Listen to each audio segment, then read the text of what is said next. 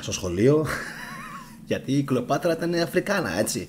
Αυτό το ξέρουμε ότι ήταν Αφρικάνα, αλλά ήταν και μαύρη. Όχι μόνο ήταν Αφρικάνα, ήταν και μαύρη. Οπότε στα σχολεία, από εδώ και στο εξής, θα πρέπει όλοι, έτσι, να ξεκινήσουμε να βάζουμε σιγά σιγά ο καθένας το δικό μας το λιθαράκι, για να μπορέσουμε να μάθουμε επιτέλους την αλήθεια. Γιατί την Κλεοπάτρα, ξέρετε, ακόμα και το όνομά της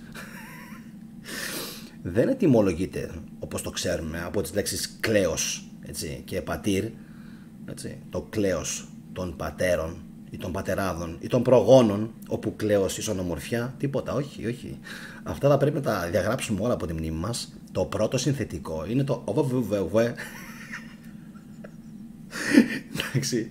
Και το δεύτερο συνθετικό είναι το οφορικουαγέ. Λοιπόν, για να ξέρουμε λίγο τι λέμε. Εντάξει, οπότε το όνομά της δεν είναι καν ελληνικό. Καν. Τι πιστεύατε εσείς τώρα, σοβαρά τώρα? Πιστεύατε ότι η Κλεοπάτρα είναι Ελληνίδα? Όχι ρε παιδιά. Λοιπόν, η Κλεοπάτρα δεν είναι Ελληνίδα. Ούτε κατάγεται από τους Μακεδόνες. Αυτό θέλω να σας το πω, να το ξέρετε. Πρέπει να αλλάξουν όλα τα σχολικά μας τα βιβλία. Και αυτό γιατί υπάρχει μια απίστευτα αυξανόμενη, ραγδαία θα έλεγα, σοβινιστική κίνηση, ίσως από την Αμερική. Δεν ξέρω αν το κάνουν και οι ίδιοι οι αφρικανικοί λαοί. Δεν νομίζω να το κάνουν οι Αφρικάνοι.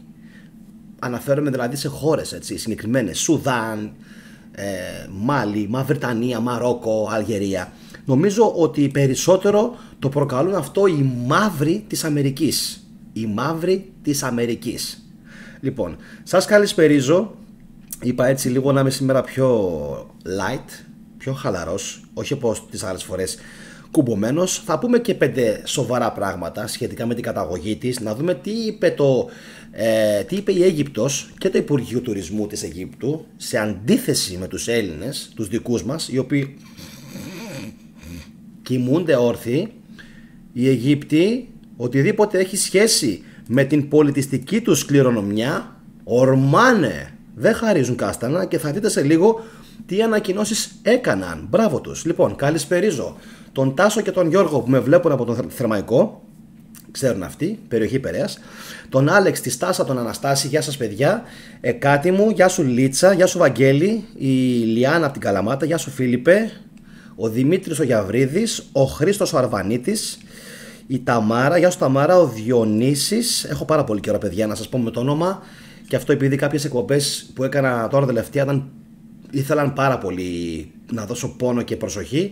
Ο Αντώνης ο Πρέμος, γεια σου Αντώνη μου. Η Γεωργία η Ιωαννίδου. Ο Θεόδωρος ο Ρίγος πιο πάνω, ο Ζήνωνας. Και ο Αναστάσης, ο οποίος, και η Ελευθερία και νομίζω και η Αποστολία. Ο οποίος Αναστάσης έγραψε κάποια πάρα πολύ ωραία σχόλια. Αν πάτε τέρμα πάνω μπορείτε να τα διαβάσετε. Να σας πω ότι αυτήν την σειρά δεν την έχω παρακολουθήσει ακόμα καν. Όταν λέω καν, ούτε θα μπω και στην διαδικασία.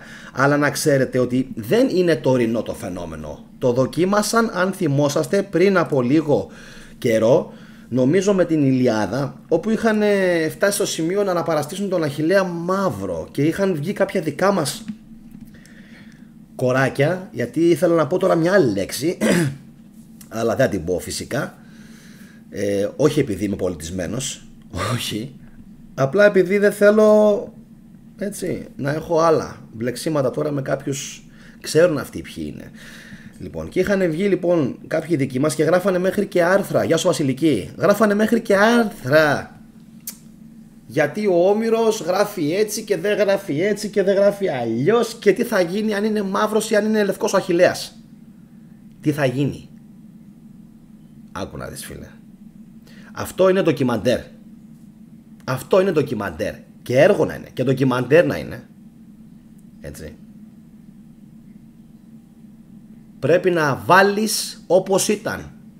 Θέλεις να γράψεις κάτι καινούριο δικό σου, το οποίο δεν θα έχει καμία σχέση με την Κλεοπάτρα ή καμία σχέση με την Ηλιάδα, βάλε ό,τι χρώμα θέλεις. Αλλά θα δείτε και σε λίγο ότι όχι ο Μαύρος Αχιλλέας Ηλιάνα, αυτό που είδες σε σειρά άλλη του Netflix. Όλη η ζημιά γίνεται από το Netflix. Και ο Stone έκανε ζημιά γιατί ρήμαξε την Ηλιάδα, τη ρήμαξε. Αλλά πιο μεγάλη ζημιά από αυτήν που κάνει τώρα τελευταία το Netflix δεν την δούμε. Φυσικά δεν είναι για όλες τις σειρές, παιδιά, του Netflix, έτσι. Αυτό θα το τονίσουμε από την αρχή. Δεν είναι για όλες τις σειρές του Netflix, είναι κάποιες σειρές, γεια σου όλα ελληνικά.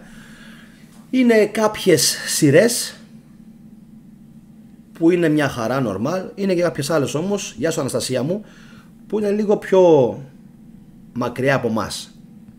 Εντάξει. Λοιπόν, τώρα, Βασίλισσα Κλεοπάτρα, μέλος αρχαίας μακεδονικής δυναστείας που κυβέρνησε την Αίγυπτο, παιδιά, για πάνω από 300 χρόνια. Είναι η γνωστή μας Πτολεμαίη, αν θυμάστε. Γεννήθηκε στην Αίγυπτο, ναι μεν, Ελληνής όμως, Ελληνής, το 69 π.Χ. και πέθανε περίπου στην ηλικία των 39 χρονών, δηλαδή πέθανε το 30 π.Χ. Όπως είπαμε, καταγότανε από Μακεδόνες και είναι ένα σημάδι το οποίο αναφέρεται στα γάλματα και τα νομίσματα που άφησε πίσω της. Η Βασίλισσα βεβαιώνει χωρίς αμφιβολία τα ελληνιστικά χαρακτηριστικά της, διαβάζω από την ιστοσελίδα η Εφημερίδα, κάτι που φαίνεται ξεκάθαρα στη μαρμάρινη πρωτομή που σώζεται στο Μουσείο του Βερολίνου από τον 1ο αιώνα π.Χ. και φαίνεται να φοράει βασιλικό στέμμα, έχει μάτια λουζιτιανά, τραβηγμένη μύτη και λεπτά χείλη, καθώς και ένα άλλο μισό άγαλμα που σώζεται στο Βατικανό, που παρουσιάζεται με μαλακά χαρακτηριστικά, ένα μαρμάρινο κεφάλι που φορά μαντίλα, καθώς και μια, όχι καμία σχέση με την μπούρκα, καθώς και μια σειρά από νομίσματα που απεικονίζουν το ίδιο το ελληνιστικό σώμα. Από τα αγάλματα μπορεί κάποιος να καταλάβει πάρα πολλά πράγματα. Καλησπέρα, είμαι στις GR. Γεια σου Νίκη μου και γεια σου Βλαδίμηρε. Από τα αγάλματα μπορεί κάποιος να καταλάβει πάρα πολλά πράγματα, ιδίως τα χαρακτηριστικά του προσώπου και όχι μόνο. Και τώρα τελευταία οι μαύροι προσπαθούν με κάθε τρόπο να αποδείξουν στον κόσμο ότι κάποια αγάλματα τα οποία έχουν σωθεί, εν τω μεταξύ μην γράφετε ό,τι θέλετε στο chat, να ξέρετε τα σβήνω τα σχόλια όλα, δεν κοιμάμαι όλα. Λοιπόν, βλέπουμε ότι στο TikTok, όπως έλεγα πριν από λίγο, προσπαθούν με κάθε τρόπο να δείξουν ότι κάποια αγάλματα που έχουν διασωθεί στην Αίγυπτο ότι είναι αιγυπτιακά. Εν τω μεταξύ, σε λίγο, όταν θα σας διαβάσω τις ανακοινώσεις των Αιγυπτίων, θα καταλάβετε ότι όπως προκύπτει από σύγχρονες επιστημονικές μελέτες, οι οποίες είναι βασισμένες πάνω σε πάρα πολύ σοβαρές επιστημονικές μεθόδους, αποδεικνύουν ξεκάθαρα ότι οι Αιγύπτιοι, ακόμα και οι αρχαίοι Αιγύπτιοι, δεν έχουν καμία σχέση με τους μαύρους παύλα νέγρους της Αφρικής. Έτσι. Επαναλαμβάνω, δεν έχουν καμία σχέση οι Αιγύπτιοι με τους μαύρους νέγρους της Αφρικής. Πρόκειται για μια εντελώς διαφορετική φυλή. Τώρα, γεια σου Άγη, αν αυτοί οι άνθρωποι είχαν κάποια μικρή ακόμα ανάμειξη κάτω στο νότο, πιο πολύ με τους Νούβιους, αυτό είναι έτερον εκάτερον. Εδώ οι μαύροι της Αμερικής προσπαθούν να μας πείσουν ότι ολόκληρη η Αίγυπτος ήταν υποκυριαρχία μαύρων. Αν δείτε τα βιντεάκια τους στο YouTube θα καταλάβετε. Τέλος πάντων, πάμε παρακάτω. Πάμε να δούμε τι λέει ο Μουσταφά ο Αζίρι, τον οποίον τον αναφέραμε και χθες σε μια εκπομπή, δηλαδή όλος τυχαίος, ο οποίος μίλησε για παραποίηση της αιγυπτιακής ιστορίας και κραυγαλαία ιστορική παρανόηση. Επίσης υποστήριξε ότι τα ιστορικά στοιχεία δείχνουν ότι η Κλεοπάτρα ήταν ανοιχτόχρωμη και είχε ελληνικά χαρακτηριστικά, τα οποία φαίνονται σε έργα και αγάλματα της βασίλισσας. Προέτρεψε δε τους αρχαιολόγους και τους ανθρωπολόγους να βασίζουν τις απεικονίσεις των ιστορικών προσώπων σε πραγματικά γεγονότα και αντικείμενα, σημειώνοντας ότι οι ταινίες και τα ντοκιμαντέρ χρησιμεύουν ως σημαντικοί μάρτυρες των πολιτισμών και της ιστορίας των εθνών. Τι θα λέγανε λοιπόν οι μαύροι αν αρχίζαμε εμείς από αύριο να παρουσιάζουμε τον Μάρτιν Λούθερ Κίνγκ και να λέμε ότι ξέρετε κάτι, ήταν λευκός. Μάρτιν Λούθερ Κίνγκ, ο λευκός. Φαντάζεστε τι αντιδράσεις θα υπήρχαν. Επίσης θα ήθελα να σας πω κάτι ακόμα. Θα ήθελα να σας πω να γράφετε σχόλια τα οποία να έχουν σχέση με τη σημερινή εκπομπή.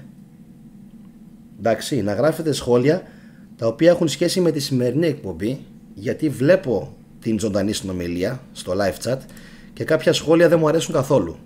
Οπότε προσπαθήστε, γεια σου Ντίο Φερεντίνιο, οπότε προσπαθήστε να είστε εδώ σε αυτά που λέμε και να μην γράφετε ό,τι σας κατεβαίνει μερικοί. Λοιπόν, πάμε παρακάτω. Επεσήμανε ότι υπάρχουν πολλά αντικείμενα, όπως σας έλεγα πριν, και απεικονίσεις της Κλεοπάτρας, σε νομίσματα μάλιστα, που επιβεβαιώνουν το πραγματικό σχήμα και τα χαρακτηριστικά της, τα οποία δείχνουν, πάλι το λέει, όλα τα ελληνικά στοιχεία της. Επίσης δεν χρειάζεται να επενθυμίσουμε καταγραφές σύμφωνα με το άρθρο της ΆΗ Εφημερίδα του Πλουτάρχου και του Διοκάσιου, οι οποίοι κατέγραψαν τα γεγονότα της ρωμαϊκής ιστορίας στην Αίγυπτο και τη βασιλεία της Κλεοπάτρας. Αν λοιπόν υπήρχαν ενδείξεις ότι δεν ήταν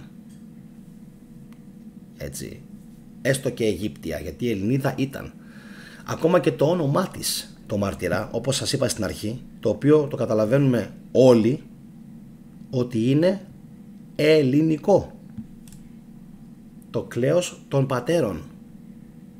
Δεν μπορεί να τιμολογηθεί αυτό τώρα από ούτε από αιγυπτιακή λέξη. Δηλαδή και οι Αιγύπτιοι να ήθελαν ακόμα να παραχαράξουν την ιστορία, που δεν το κάνουν γενικά, είναι πολύ ντόπροι. Λοιπόν, δεν γίνεται να γίνει. Πάμε τώρα παρακάτω. Ο αναδυόμενος μαύρος σοβινισμός, ο Δόκτωρ Νασέρ Μεκάουι, επικεφαλής του Αιγυπτιακού Τμήματος Αρχαιολογίας του Πανεπιστημίου του Κάιρου, αναφέρει ότι η εμφάνιση της βασίλισσας Κλεοπάτρας στην ταινία αυτή ανταγωνίζεται τα πιο απλά ιστορικά γεγονότα και τα γραπτά των ιστορικών, όπως του Πλουτάρχου και του Διοκάσιου που σας ανέφερα πιο πάνω.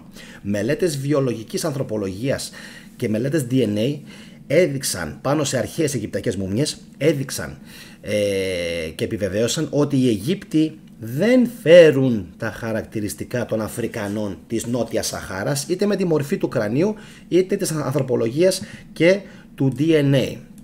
Εν τω μεταξύ, για να δικαιώσουμε τον άνθρωπο, να δείξουμε και την φωτογραφία του. Αυτός είναι, παιδιά, ο Μουσταφά Ουαζίρι. Αυτός είναι ο Μουσταφά Ουαζίρι, ο οποίος για μένα είναι πιο συμπαθής και πιο καλός από τον Ζάκη Χαουάς, ο οποίος έχει λίγες φορές προσπαθήσει να αναχαιτήσει τις εργασίες που γίνονται στις πυραμίδες, επειδή ανατρέπεται η επίσημη Αιγυπτιολογία.